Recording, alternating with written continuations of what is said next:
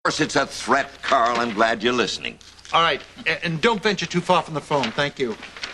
Alan, I tried to call, but the line was busy, so I just came by on the way to GH. You know, the maid let me in, so I... Alan, will you please take one of these pills before you pass out? I'll go get you a glass of water.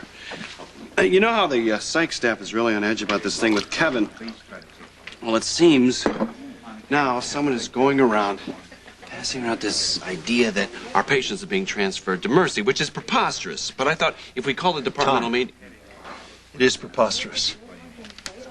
But it's true. We had started an aggressive campaign to find major donors, and it was on that basis that the bank agreed to refinance our debt with a long-term loan. And then the news of Kevin broke. Overnight, our insurance rates, they quadrupled. Then this morning, a class action lawsuit was slapped against Kevin and against the hospital, and God knows how many more individual lawsuits that have followed. 2 hours ago, the bank reneged on its loan, and so we have no insurance, we have no cash for the payroll, and so the state board has ordered us to close. Oh, my God, it's true. How did this happen? I just try to explain that to you. No. You said what happened this morning. You led us all to believe that the boogeyman was Mercy Hospital and its HMO Rough Riders. You failed to mention, however, that we were on the verge of bankruptcy.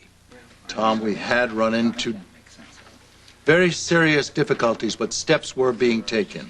It was unfortunate the timing of Kevin and this business with the loan. It just happened to coincide.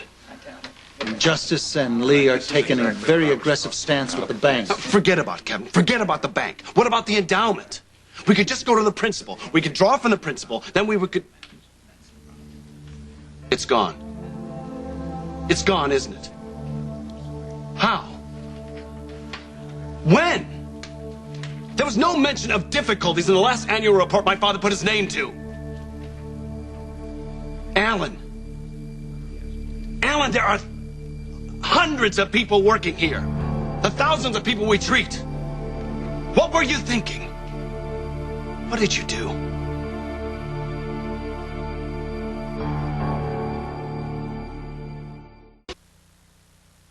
Monica, the doors are locked. I know because I tried them, and there's this bored man in a uniform standing outside guarding the door. I mean, what do they think? We're going to loot the place? Rick Cavello told me he saw some of the patients being transferred, but they weren't even being transferred by our people. I mean, can you imagine? Who are you? Where are you taking me? Wait, those are my flowers? Well, they use city paramedics and Mercy staff. The board didn't want to hire anybody from GH because they can't pay us. Oh, well, you know, I think that's really funny. So over the years, we've all been asked to do thousands of things that we didn't get paid to do, and we've always done them, and we kept on doing them. There we all were, dressed for work, just standing there shuffling around. We looked like a bunch of movie extras standing on a set, waiting for someone to tell us where to stand. I mean, we didn't even look like the same people. I don't suppose Tony checked in here, did he? Well, he may have tried. Alan, a moment of your valuable time. Tom, look, I know you want answers. I've done the very best I can to explain it. I am Steve Hardy's son. General Hospital is his legacy. If it's gone, so it's everything he stood for. Try harder. Look, Tom, Alan just had surgery on his hand. He's in a lot of pain. He should be in bed. Would you cut him some slack? Elective surgery the day before we go belly up. Okay, Tom. I inherited a very substantial debt. Yeah, whose? Mercy Hospital had an MRI. Steve wanted us to have an MRI. They had a spine center. We got a spine center. They had an eye clinic. We hired 4 ophthalmologists, and we built them one. Now, wait a minute. You wait a minute! Everything was bigger and better and bolder, exactly the way that Steve lived his life. And 10 years ago, it would have given us the edge. No one could possibly know that healthcare was going to take a turn toward less is more.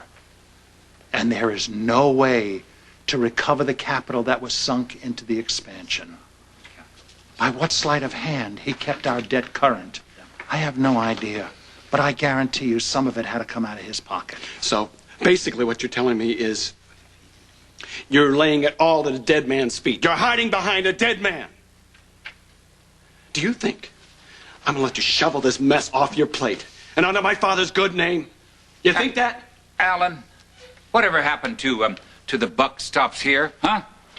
You know, I don't see how any of this is going to get those doors open again so that we can help the patients who need us. Would somebody just tell me what is it going to take to do that? Actually, it's quite simple, Bobby. It's going to take an angel with millions of dollars who doesn't mind setting a match to it.